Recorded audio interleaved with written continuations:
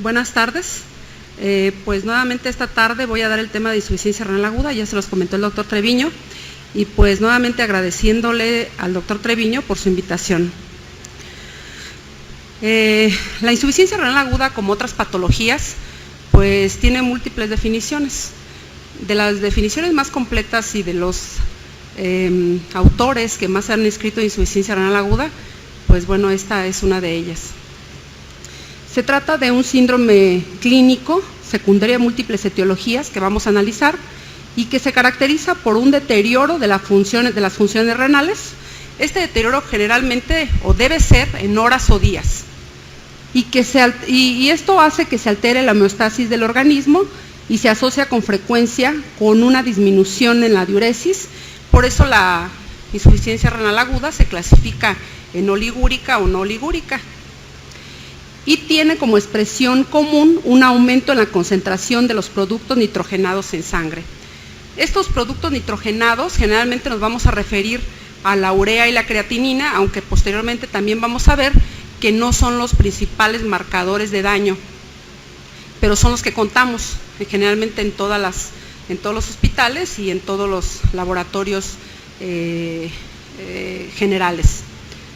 Quiero decirles que la creatinina sérica normal en una persona que tiene función renal normal va de 0.5 a 1 en mujeres y de 0.5 a 1.2 en hombres. En algunos, generalmente esto es en población mexicana, en algunas personas que tienen una superficie corporal más elevada y tienen mayor músculo, bueno, pudiera ser una creatinina sérica normal hasta 1.5. En base a esto, pues se ha hecho una confusión en la definición de insuficiencia renal aguda. Quisiera nada más mostrarle alguna de ellas, sin embargo hay más de 35 definiciones de insuficiencia renal aguda y también incluso hay controversia si llamarla insuficiencia renal aguda o lesión renal aguda. Si ustedes ven o leen el tema en alguno de los libros más recientes, ya le están definiendo como lesión renal aguda y también eso motiva controversia. Si nosotros consideramos una creatinina sérica normal hasta 1.2 o incluso hasta 1.5, por ejemplo, este autor, Salomón, refiere que el aumento de la creatinina sérica de 0.5 miligramos en 48 horas sobre el nivel basal, ya estaríamos definiéndola como insuficiencia renal aguda. Sin embargo, Leaño y colaboradores, que es un médico español de los que más ha escrito de insuficiencia renal aguda, dice que el aumento a más de 2 de creatinina ya estaríamos definiéndola como insuficiencia renal aguda.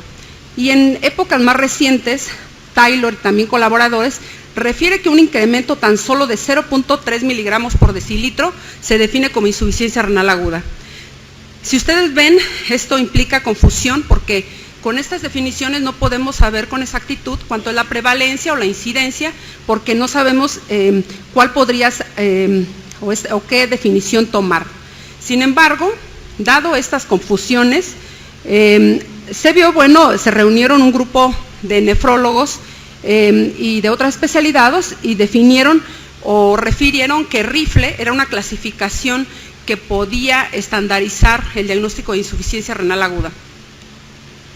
Entonces, si ustedes ven, Rifle, por sus siglas en inglés, la R refiere riesgo, la I lesión, y la F falla, y la L pérdida, y la E insuficiencia renal terminal.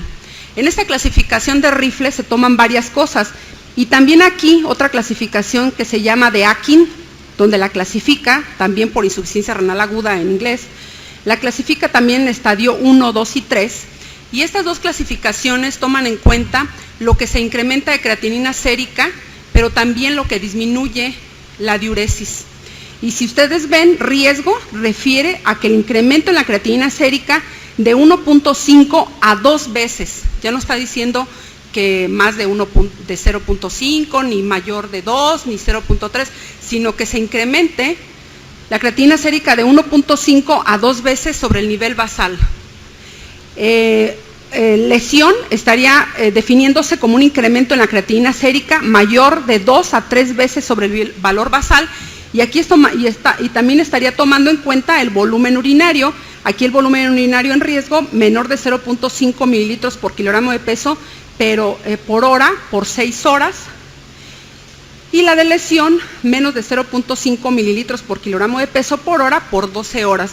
Y bueno, la falla estaría refiriéndose a que se incremente más de 3 veces sobre el valor basal.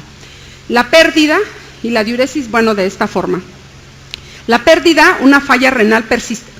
La insuficiencia renal aguda, estamos considerando que la recuperación va a ser en 4 semanas. Si no se recupera o no hay una recuperación, o la mayoría de los pacientes se recuperan en 4 semanas.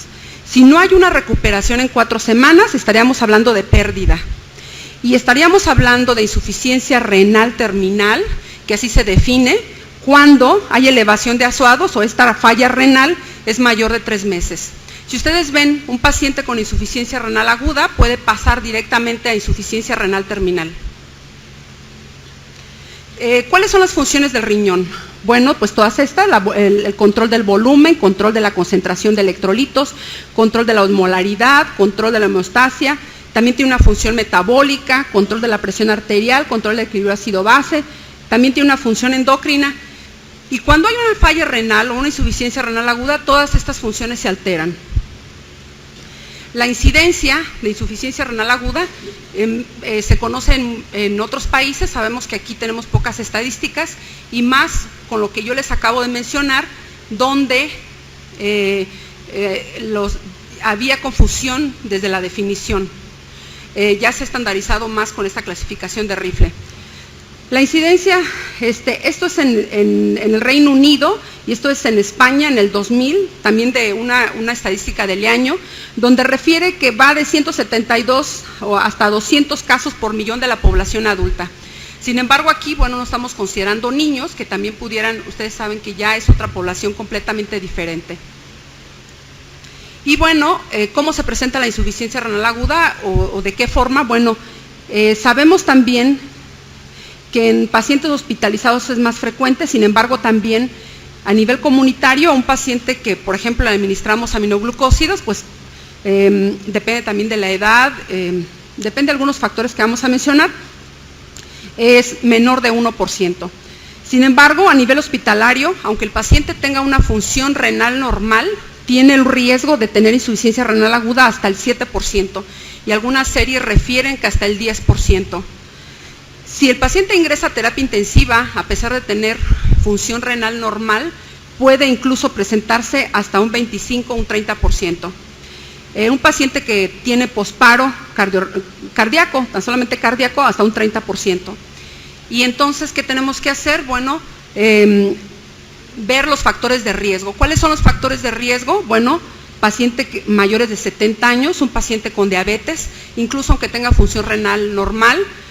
La enfermedad renal crónica, por ejemplo, un paciente que tiene una creatinina a lo mejor, bueno, no es a lo mejor, sino la tiene de 1.5, 1.6 o 2 de creatinina, es un paciente que más fácilmente puede tener deterioro de la función renal o agudizarse.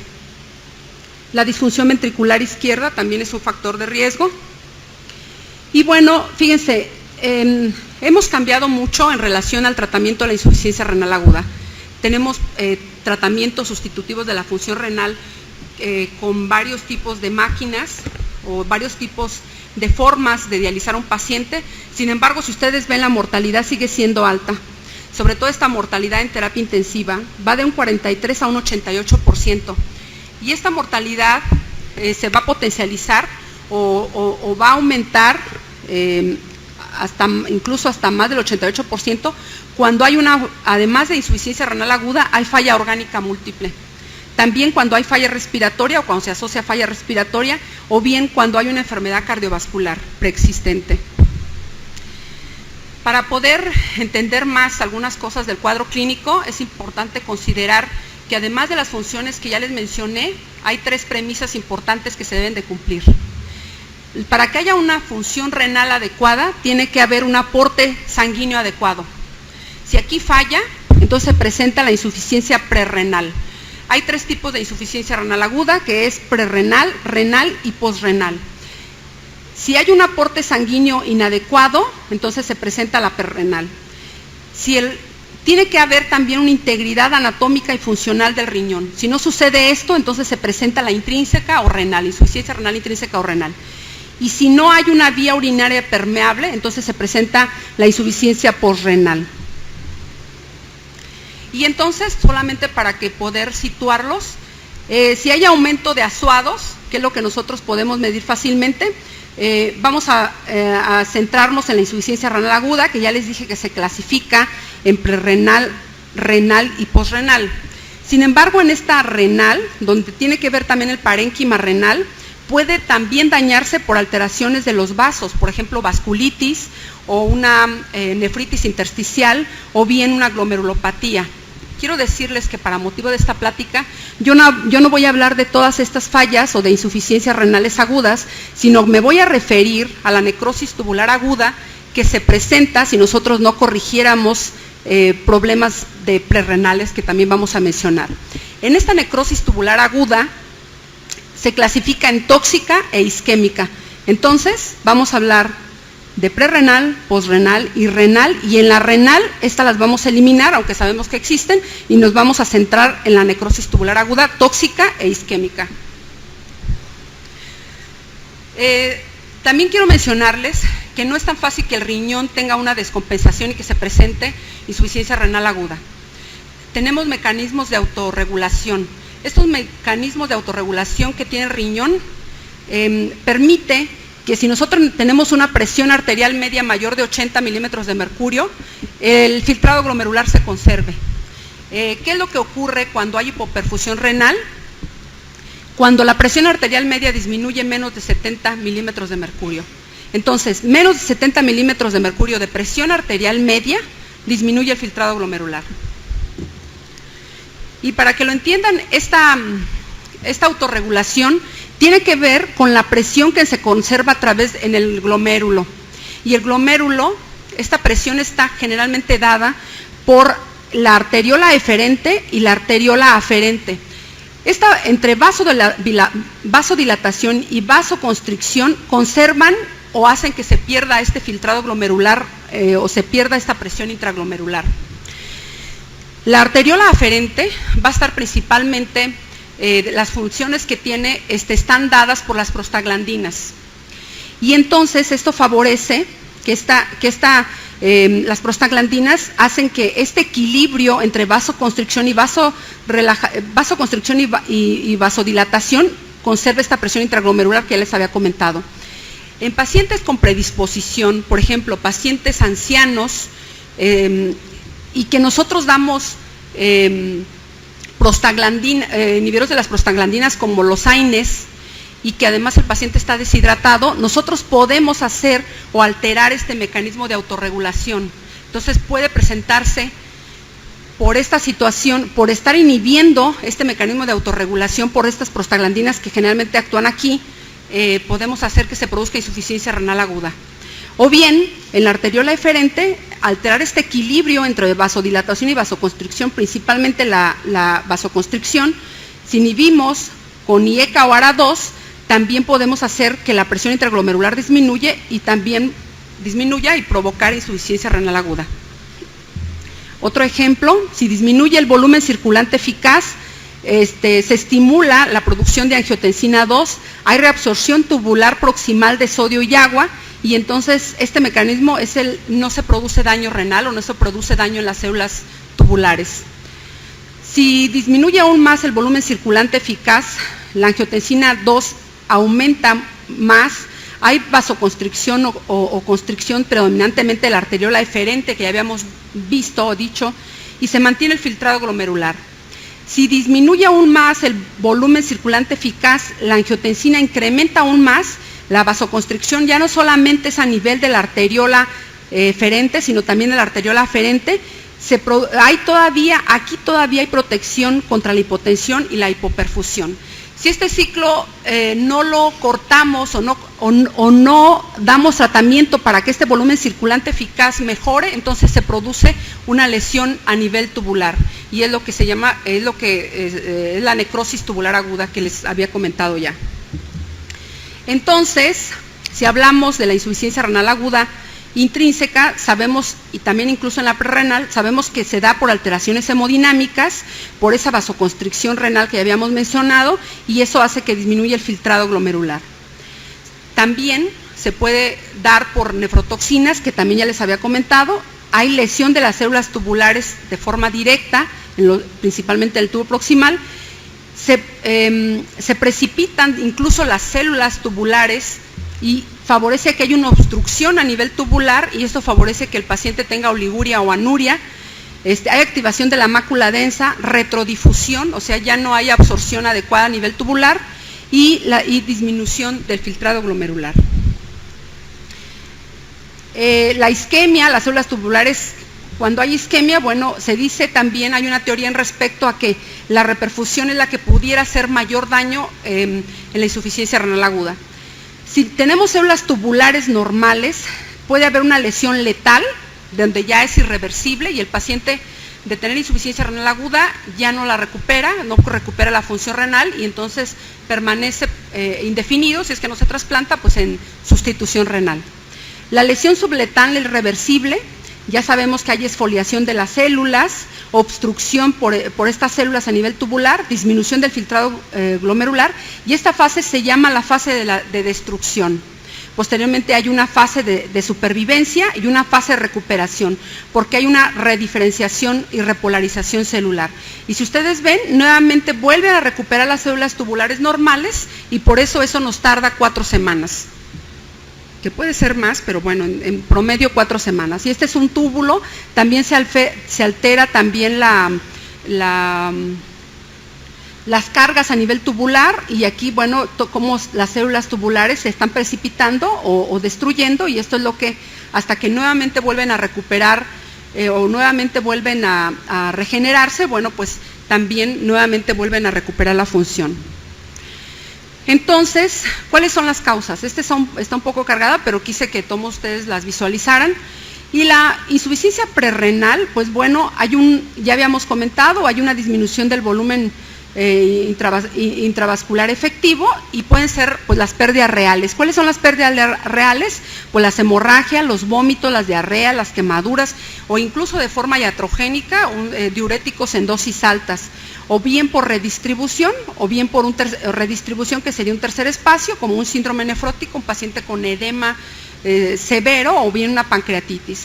También otra causa sería la reducción del gasto cardíaco en un choque cardiogénico severo, en un infarto agudo de miocardio extenso, en una insuficiencia cardíaca congestiva, o bien arritmias severas. O por vasodilatación periférica y sepsis, choque anafiláctico, o bien por tratamiento con hipotensores. Y la vasoconstricción renal, que habíamos mencionado, en un paciente con predisposición por tener una vasculatura alterada, bueno, pues inhibición de la síntesis de las prostaglandinas, por el mecanismo que ya les mencioné, puede disminuir el riego sanguíneo a nivel renal, y esto favorecerá hipoperfusión renal. La vasodilatación de la arteriola eferente, cuando también ya les había mencionado, inhibimos los inhibidores de la enzima convertidora de angiotensina. Y bueno, nada más para ejemplificar, es que el 1 sería la prerrenal, donde tiene que ver con la circulación, el 2 sería la intrínseca, y la 3 sería cuando se presenta la obstructiva. Y bueno, ¿cuáles serían las causas, los síntomas de un paciente que tiene una insuficiencia prerrenal? Bueno, pues serían todos los datos de deshidratación. Sería sed, hipotensión ortostática, taquicardia, reducción de la presión venosa yugular, la disminución de la turgencia cutánea, la sequedad de las mucosas, la reducción de la sudoración y también reducción de la diuresis. ¿Qué tenemos que hacer? La prerrenal, no hay lesión de las células tubulares, no están necrosadas, no hay lesión en la prerrenal. Entonces, ¿qué tenemos que hacer para que se corrija rápidamente? Bueno, pues corregir la patología de base, que ya vimos las causas, manejo de la falla, corregir, por ejemplo, corregir las hemorragias, o bien reponer con sangre, manejo de la falla cardíaca, manejar antiarrítmicos, tratamiento de las infecciones, suspender los IECA o los ARA2, y aquí es muy importante, la zoemia prerrenal es potencialmente reversible.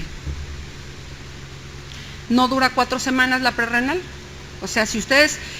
como no hay lesión a nivel de las células tubulares, se corrige la causa y el paciente nuevamente inicia la diuresis, se corrige el estado de deshidratación o lo que la originó, y el paciente no requiere diálisis y hay una recuperación completa. Ahora, vamos a ver lo que es la necrosis tubular aguda que ya les había comentado. Bueno, pues realmente son las causas que no corregimos en la prerrenal. Entonces, y que dejamos que evolucionara, y entonces ahora sí va a haber lesión de las células tubulares.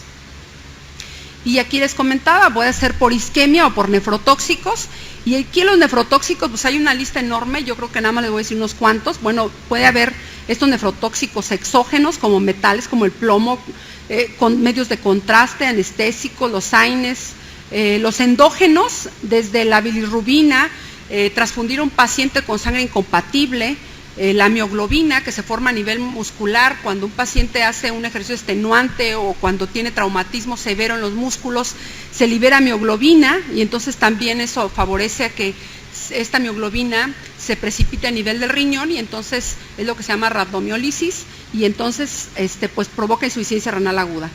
Y la hiperuricemia severa que también puede tener pacientes cuando se les da quimioterapia. Los antibióticos, bueno, pues son una gran cantidad, principalmente podemos decir que los aminoglucósidos son importantes aquí considerarlos, pero también el tratamiento también antihongos, y hay una lista enorme que ustedes pueden después revisar. Los nefrotóxicos, bueno, antes se decía que nada más había una toxicidad directa, sin embargo también ahora ya se sabe que bueno, hay un depósito intraluminal de cristales, hay un depósito también a nivel intersticial y que también favorece que haya una liberación de sustancias inflamatorias que perpetúan también el daño. O bien, también hay alteración de la macro y microcirculación. Es importante considerar que los aminoglucósidos, de los que más utilizamos, la micacina y la gentamicina, generalmente nosotros en pacientes diabéticos, deshidratados, que está como diurético, generalmente no les tomamos química sanguínea y los indicamos en forma indiscriminada. Inclusive a ver si sin tener cultivos, ni urocultivo, ni hemocultivo, nada, sino los administramos en forma indiscriminada. Los pacientes diabéticos generalmente ya, y más cuando tienen más de 5 años de ser diabéticos, tienen predisposición a la falla renal. Entonces, yo les aconsejo que antes, si no hay otra opción y que deben de dar aminoglucósidos por el cultivo, tomen una química sanguínea y que vean que la función está renal normal y además también hidraten previamente.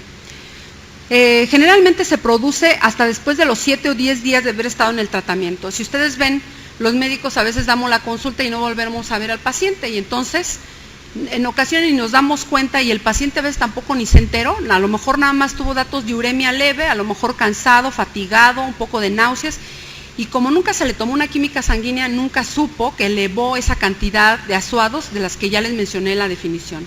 Entonces, tenemos que ser responsables cuando nosotros administremos aminoglucósidos. Los medios de contraste, también cuando los indiquemos, también hay que ver que tengan una química sanguínea y tenemos que valorar el riesgo-beneficio. Lo ideal sería que el paciente tuviera función renal normal, que lo hidratáramos previamente, por lo menos 24 horas antes del estudio y otras 24 horas después. Bueno, y valorar este riesgo-beneficio. Sin embargo, si no podemos evitarlo, entonces después de las 24 o 48 horas, el paciente pudiera tener elevación de azuados, entonces hay que tomar otra química sanguínea, sobre todo los que tienen factores de riesgo. Aquí le puse solo el 7% requiere temporalmente sustitución, y decir solo creo que no es muy buena palabra, porque el 7%, digo, si se tratara de nuestro familiar, como que 7 se nos haría muy alto. Entonces, hay que cuidar también la administración de medios de contraste. Las causas de insuficiencia renal aguda posrenal, ya les había dicho que son generalmente obstructivas, y para que se presente elevación de azuados, generalmente debe haber obstrucción bilateral. Si hay una obstrucción de un solo uréter, generalmente el otro riñón está compensando, entonces tiene que ser bilateral, que es más raro, no quiere decir que no pueda ocurrir, o bien una obstrucción baja, para que pueda producir hidronefrosis y elevación de azuados. Todas las causas que pueden obstruir, litiasis, medicamentos, trombos, y aquí, bueno, la insuficiencia renal se recupera o es potencialmente reversible, Y bueno, aquí es importante el tiempo que tarde la obstrucción para que produzca mayor daño a nivel renal. Por eso es importante que en cuanto nosotros detectemos que el paciente tiene elevación de azuados, entonces también tomemos un ultrasonido renal. Y bueno, ¿cómo se manifiesta clínicamente? Pues hay un dolor suprapúbico, si hay una obstrucción, hay distensión también de la vejiga, hay distensión también del sistema colector y de la cápsula renal, entonces esto, bueno, pues ocasiona dolor. También el dolor como tipo cólico renal y lo más importante aquí, bueno, pues hay una mejoría rápida después de aliviar la obstrucción. La insuficiencia renal aguda tiene fases o 3 periodos.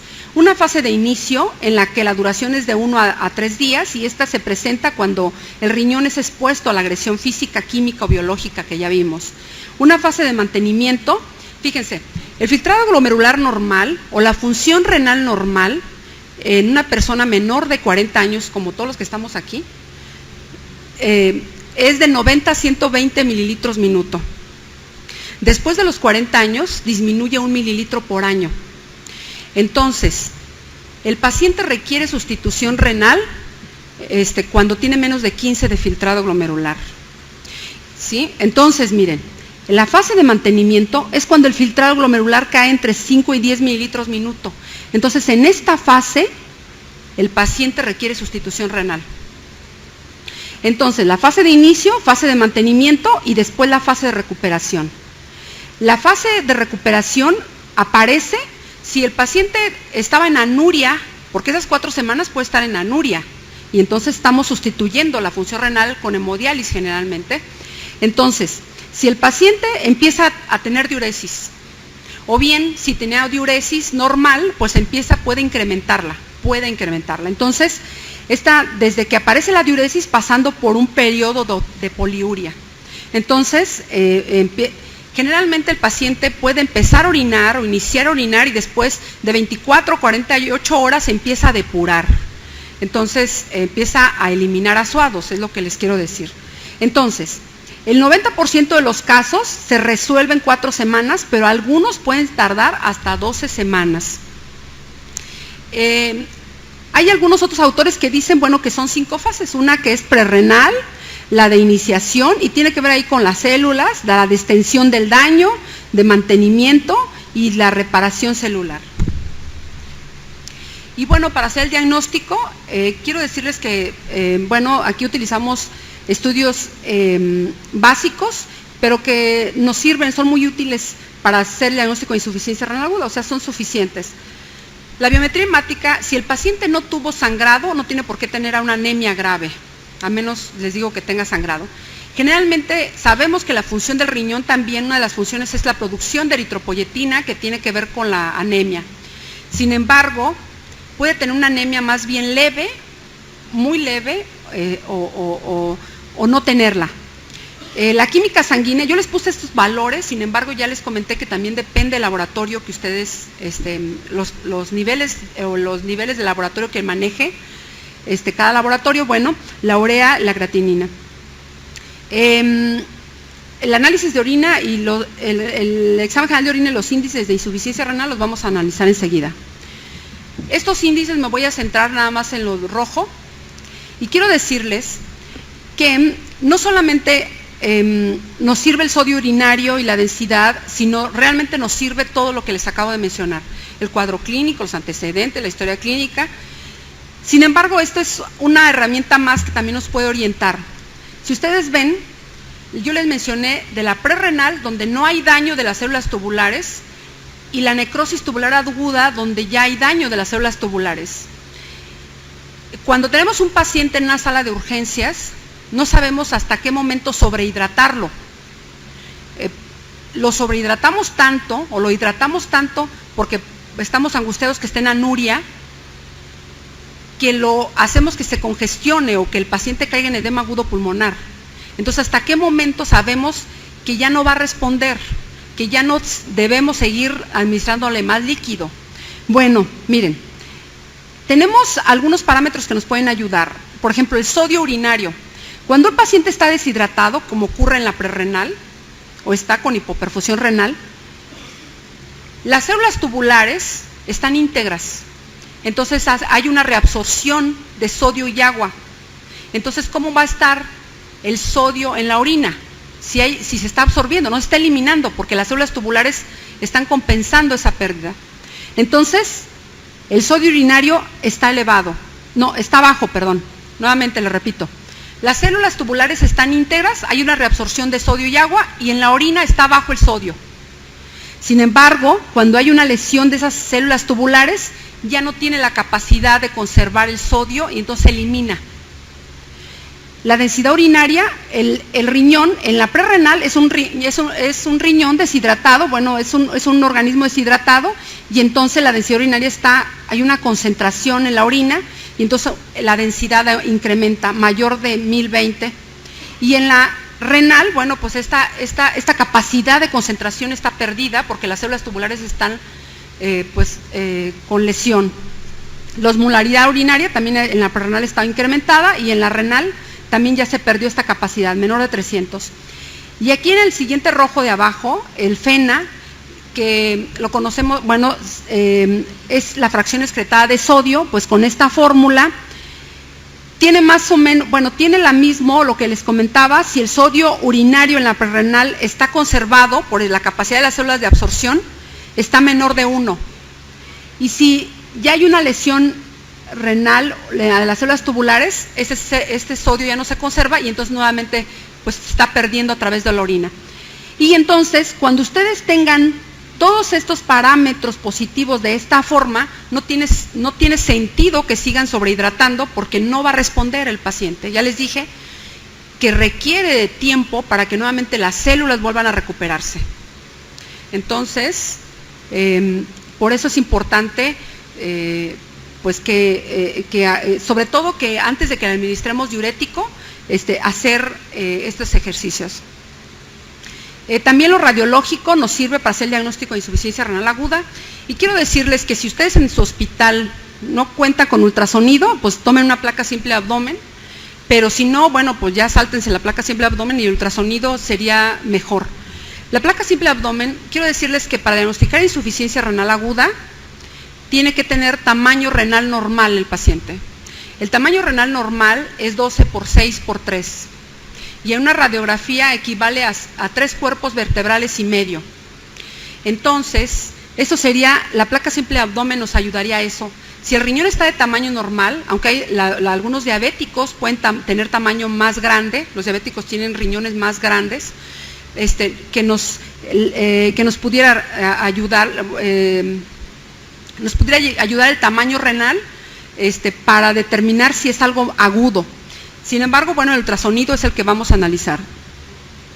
Y este es un ultrasonido renal normal. Nosotros vemos aquí la diferencia perfectamente, es un corte longitudinal, y aquí vemos perfectamente la médula y vemos la corteza bien diferenciada, en mucho mejor. En el ultrasonido renal, a pesar de las medidas que ya les di, en la población mexicana por ultrasonido son 10 centímetros para definir que es un riñón normal, de tamaño normal, en adulto. Entonces, si ustedes ven, aquí está bien diferenciada la corteza de la médula. Si ustedes ven este ultrasonido, aquí, comparando con la anterior, aquí está completamente, hay una pérdida de la relación corteza-médula, no se diferencia absolutamente nada, y este ultrasonido, tienen que creerme, mide 7 centímetros el riñón. Entonces, este paciente tiene una insuficiencia renal crónica terminal y que no se va a recuperar en esas 4 semanas. No le pueden decir que en 4 semanas se va a recuperar o el porcentaje de recuperación va a ser alto. Esto sería una mentira porque este riñón está completamente esclerosado y más con el tamaño renal reportado. Ahora bien, quiero referirme a 3 cosas. Se puede presentar insuficiencia renal crónica, se puede presentar todo lo que eleva suados, tenemos que pensar en 3 cosas. Insuficiencia renal aguda, que es lo que estamos analizando, insuficiencia renal crónica o bien insuficiencia renal crónica agudizada. Puede ser el paciente tenía 2 de creatinina, pero ahora ya se elevó a 7, es una insuficiencia renal crónica agudizada. Si se recupera, no se va a recuperar a 1, se va a recuperar probablemente a lo que tenía, que era 2. Entonces, ¿cómo podemos diferenciarlas? Bueno, si tiene riñones pequeños y la creatinina sérica, fíjense, si la creatinina sérica no se incrementa por día más de 0.5, se trata de insuficiencia renal crónica. Si se eleva más de 0.5 por día, estamos hablando de una insuficiencia renal aguda o crónica agudizada. ¿Cómo nos va a dar el diagnóstico? El ultrasonido, los cambios crónicos que ya les había mencionado. La historia clínica, bueno, siempre en todas nuestras clases de medicina nos decían que la historia clínica era muy importante y ahora yo se los estoy diciendo a ustedes. Pero dentro de una buena historia clínica también hay que preguntarnos si hay que enfocar algunas cosas que tenemos que considerar. Tenemos que considerar, investigar los datos previos de la función renal, porque ustedes vieron en la clasificación de Rifle, pues tendríamos que tener una creatinina previa y no siempre podemos tenerla, sobre todo los pacientes que llegan ambulatorios. Entonces, tenemos que averiguar o investigar datos previos de la función renal. También, si el paciente está hospitalizado, generalmente estos están hospitalizados, ¿desde cuándo están subiendo los productos nitrogenados? O sea, ¿con cuánto de función renal llegó al hospital? Si disminuyeron los volúmenes urinarios y también desde cuándo. Si el paciente dice, es que ya tengo una semana sin orinar y no tiene nada de edema, pues no es verdad, ¿no? Porque no puede ser. Entonces, bueno, también hay que ver la exploración. Antecedentes recientes de cirugía, para si tuvo eventos de hipotensión o sangrado. También incluso hay que analizar la biometría hemática, si la hemoglobina bajó en forma, varios gramos de hemoglobina bajaron en esa intervención quirúrgica, hay que considerarla también. Si ha tenido el enfermo datos directos o indirectos de una infección grave o de sepsis, si se le han administrado fármacos, de qué tipo, si han sido nefrotóxicos, desde cuándo y la dosis, y también, ya les había comentado, los medios de contraste, en cuánto tiempo, 24 o 48 horas, si se han administrado, bueno, pues serían las causas de la insuficiencia renal. Las complicaciones de insuficiencia renal son todos los datos de uremia, y la uremia las consideramos como, bueno, si el paciente no orina, tiene más fácilmente hipercalemia, acidosis metabólica. Generalmente la hiponatremia es dilucional por el edema que se presenta. Puede tener arritmias por la hipercalemia, edema agudo pulmonar si tiene retención hídrica o si nosotros seguimos sobrehidratándolo, pericarditis por uremia o la hipertensión arterial que generalmente se debe por volumen. Y bueno, los datos más aparatosos que el paciente manifiesta de uremia pues son la náusea y el vómito, y puede tener una anemia, ya les había comentado, generalmente es leve, si no él sangró por otra razón. El tratamiento, bueno, yo no me voy a meter mucho en lo nutricional porque pues este curso es de nutrición, pero les voy a dar los tips más importantes. Debemos de conservar siempre, si el paciente no está en terapia intensiva, pues la dieta enteral. Sin embargo, sabemos que la urea principalmente también es producto del catabolismo de las proteínas, entonces tenemos que reducir la cantidad de proteínas que se administra, de 0.6 a 0.8 gramos por kilogramo de peso, que es una cantidad baja de proteínas, las calorías de 25 a 35, el sodio, 2 gramos, es una dieta que realmente es baja en sal. El potasio, si sabemos que el paciente no está orinando, incluso aunque orine puede retener potasio, pues hay que disminuirlo a lo mínimo posible. Y aquí, si el paciente tiene diuresis, no restrinjan los líquidos. Si es no oligúrica, pues no lo restrinjan. Si el paciente está muy edematizado, pues hay que suspender los líquidos parenterales y también por vía oral. Y bueno, y el fósforo también en dosis bajas. Fíjense, lo primero, como nosotros de médicos que vemos que el paciente no orina, lo hacemos incluso sin pensarlo, ponemos diurético. El diurético que se debe de usar es el de ASA. Y bueno, y el de ASA que más frecuentemente usamos, bueno, es el furosemide, ahora la bometanida. Pero quiero decirles que se ha visto, y hay controversia también en esto, en qué momento empezar con el diurético. Se ha visto que cuando está entre la fase prerrenal e intrínseca es cuando pudiera dar resultado. Entonces, ¿qué es lo que pasa si nosotros damos diurético y que da resultado? Bueno, pues transforma la insuficiencia renal aguda oligúrica en no oligúrica. Sin embargo, fíjense, el diurético no tiene impacto sobre la mortalidad o en la recuperación renal ni en el requerimiento de diálisis, quizás solamente por el volumen. También simplifica, es más fácil manejar un paciente que orina o uno que no orina, entonces simplifica el manejo de líquidos y también de la hipercalemia y sin embargo tampoco modifica el pronóstico. Entonces, si en la primera dosis o unas cuantas dosis no mejoró la diuresis o sigue anúrico, no tiene sentido que lo continúen porque además tiene efectos ototóxicos. Entonces, lo que vamos a provocar es una sordera en el paciente, entonces no es conveniente seguirlo administrando. La dopamina, bueno, antes las usábamos como vasodilatador y bueno, que incrementa el flujo plasmático renal, incrementa el filtrado glomerular, incrementa la excreción de sodio y bueno, todas estas cosas ustedes dirían, bueno, está muy bien que se administre. Sin embargo, no se ha documentado beneficio ni en la mortalidad, ni en la prevención de insuficiencia renal aguda, ni tampoco que con dopamina el paciente no tenga necesidad de diálisis. Sin embargo, tiene efectos que pudieran incluso contraindicarla, como producción de arritmias, isquemia miocárdica, isquemia intestinal o supresión de la secreción de la antidiurética. Entonces, de primera intención, yo no la recomendaría. ¿En qué momento empezamos a sustituir la función renal? Ya les había comentado, cuando el filtrado glomerular disminuye menos de 15 o 10 mililitros, también hay que ver pues también con la urea y con otras cosas que ahorita vamos a mencionar. Nuevamente en lo rojo, cuando, fíjense, estas son absolutas, sin embargo no nos debemos esperar cuando el paciente esté grave. Por ejemplo, cuando un BUN está mayor de 100, que esto equivale aproximadamente a más de 200 de urea, ya les había dicho, las cifras de urea van 38, 40 miligramos por decilitro, entonces ustedes ven, el BUN se produce multiplican por 2.14, dividen la urea entre 2.14 y sale el BUN, entonces más o menos equivale a un poquito más de 200.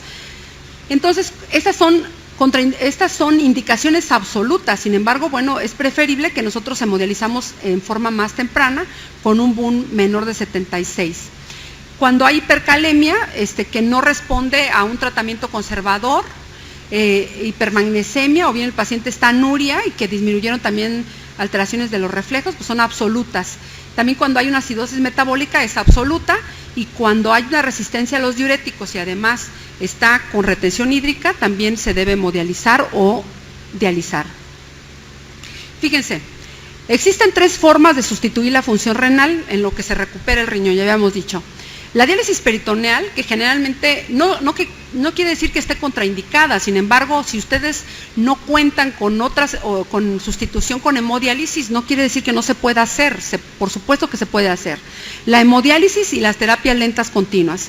¿De qué depende que yo haga una u otra, un tratamiento sustitutivo? Bueno, depende de la situación clínica del paciente, si está estable, no estable, si está sangrando, no está sangrando, la disponibilidad del acceso vascular o que se le pueda poner o no un catéter blando, la tecnología con la que yo cuente en el centro hospitalario y la experiencia personal, tanto del médico como también del personal que va a manejar la máquina de hemodiálisis o bien el prisma. Y bueno, la hemodiálisis, generalmente nosotros, por ejemplo, en el Hospital General de México, manejamos lo que es la hemodiálisis intermitente, no tenemos terapia lenta continua. Quiero decirles que la terapia lenta continua, el costo es una de las cosas que más impide usarla. No en todos los hospitales se tiene, yo les comenté, y puede ser que el costo por 3 a 4 días pueda ser entre 40 y 50 mil pesos. Entonces, las hemodiálisis intermitentes es lo que hacemos nosotros en el Hospital General de México, y en la raza, bueno, sí tenemos esta máquina Prisma y podemos hacer terapia lenta continua. Entonces, ya les decía, depende lo que tengan ustedes acceso al tipo de hospital donde estén o el tipo de entidad donde vivan. La hemodiálisis intermitente, tanto la hemodiálisis como la terapia de reemplazo, requiere heparina. Entonces, en la hemodiálisis intermitente, donde se hace 3 veces por semana, o se puede hacer diario, bueno, pero intermitente, la convencional 3 veces por semana o a requerimientos, utilizamos menos heparina porque nada más son 3 horas, de 3 a 4 horas. Tiene también mayor rapidez para hacer corrección del potasio. La terapia lenta continua equivale a una máquina especial, ya les comenté, el costo también es diferente, pero son 3 días de tener el paciente conectado. Generalmente son pacientes que están en terapia intensiva. Entonces, sin embargo, los flujos son más lentos, a diferencia de la intermitente, y como son 3 días para extraerle líquido, generalmente puede ser que el paciente esté sobrecargado. ¿Por qué? Porque tiene un apoyo nutricional, porque tiene antibióticos, porque le estamos poniendo plasma y porque además tiene otras patologías donde lo sobrecargamos. Bueno, pues a lo mejor podemos extraerle 10, 12 litros en 3 días. Entonces, con un flujo más bajo que el paciente puede tolerar mejor, aunque esté hipotenso. Entonces, con esto hacemos que tenga un mejor apoyo nutricional y también mejor control hídrico.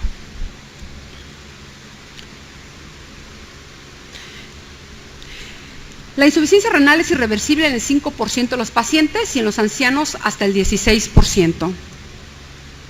Los factores de riesgo: edad avanzada, un paciente que tiene en el transcurso de hospitalización cursa con hipovolemia, hipotensión arterial, sepsis, diabetes, insuficiencia renal previa, suficiencia hepática, la disfunción cardíaca y la exposición a nefrotóxicos, que esto ya los habíamos mencionado. Si además están con diurético, deshidratado, diabético y luego le administramos medios de contraste, es seguro que va a tener insuficiencia renal aguda. Y quería agregarles esta última información. Miren, en el infarto agudo del miocardio, en 1960, el tratamiento era reposo y eran analgésicos. Y de la insuficiencia renal aguda, el tratamiento era diuréticos y tratamiento sustitutivo. En el 2010, el infarto agudo del miocardio, pues hay otras cosas.